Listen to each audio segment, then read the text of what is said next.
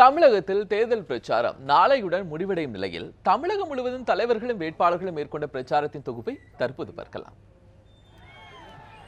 திருவண்ணாமலை நாடாளுமன்ற தொகுதி அம்மா மக்கள் முன்னேற்ற கழகத்தின் வேட்பாளர் ஞானசேகரை ஆதரித்து அக்கட்சியினுடைய துணை பொதுச் செயலாளர் டிடிவி தினகரன் செங்கம் புதிய பேருந்து நிலையம் அருகே தேர்தல் பரப்புரையில் ஈடுபட்டார்.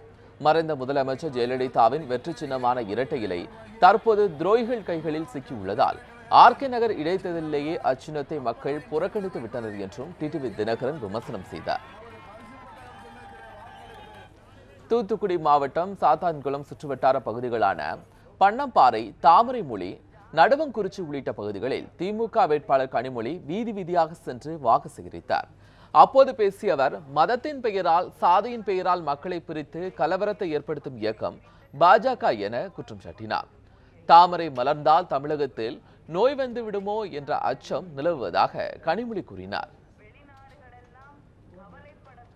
தூத்துக்குடி மாவட்டம் ஸ்ரீவைகுண்டம் பத்மநாபமங்கலத்தில் பாஜக வேட்பாளர் தமிழிசை சவுந்தரராஜன் வாக்கு சேகரிப்பில் ஈடுபட்டார். அப்போது பேசிய அவர், தன்னை வெற்றி பெற செய்தால் தொகுதி மக்களுக்கு இலவசமாக மருத்துவம் பார்ப்பதாக வாக்குறுதி அளித்தார்.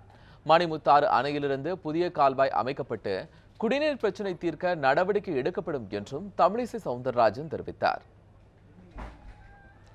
சென்னை துறைமுகம் பகுதியில் மத்திய சென்னையின் பாமக வேட்பாளர் சாம் பாலை ஆதரித்து மத்திய அமைச்சர் ஸ்மிருதி இரானி பிரச்சாரம் மேற்கொண்டார்.